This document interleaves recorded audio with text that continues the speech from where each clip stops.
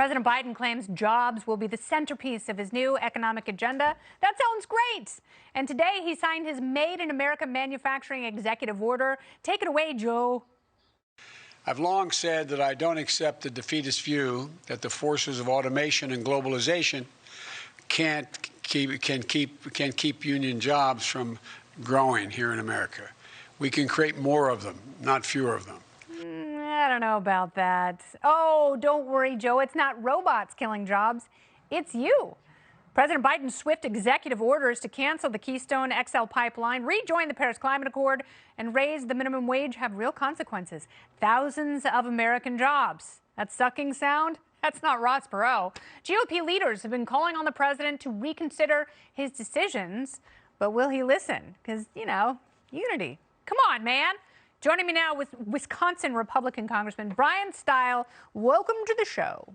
Thanks for having me on. Is Joe Biden a job killer? Man, on day one of his administration, with the stroke of a pen, he killed thousands of jobs. You think of that maybe as abstract in North and South Dakota when he tried to kill the Keystone Pipeline, but those jobs are also jobs in the state of Wisconsin. I talked to the men and women who are impacted by this decision. They're out of work. He needs to reconsider and reverse this decision immediately, and if he's not willing to, Congress needs to act. Well, you know, think about it. I understand he's got good intentions, and I understand there are environmental issues and tribal issues with the pipeline itself, and there is probably a better way of assessing it than doing something so rash at a point when Americans are really, really struggling. So many businesses are shutting down for good. This seems like one of those things that may not be a day one thing. Maybe this is like a day 222 thing, possibly. But also, don't we want to be energy independent in this country? It wasn't the issue for so long that we were propping up horrible, horrible dictatorships with our love of foreign oil.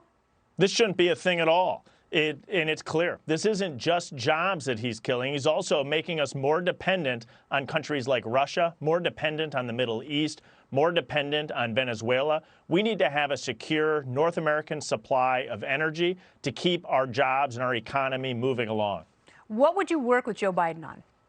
I think we should be able to work on infrastructure. But the first thing he does on day one of his administration, he, by the pen, kills thousands of private sector infrastructure jobs. It's beyond frustrating after a speech discussing unity that he lifts the pen, kills thousands of jobs on something, infrastructure, that we should be able to come together and work on. I've got sort of a weird question for you, but everything is obviously political, and Joe Manchin is the biggest wild card in the Senate.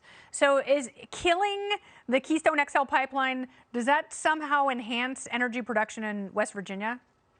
I think he's just playing to his far left liberal activist base rather than thinking what's best for the American people. I think he put that in front of American jobs, American energy independence, and I think it needs to be reversed immediately. We need more nuclear power plants, too. We need an all-of-the-above approach. They talk about green energy. Green energy is fine. We can work towards that.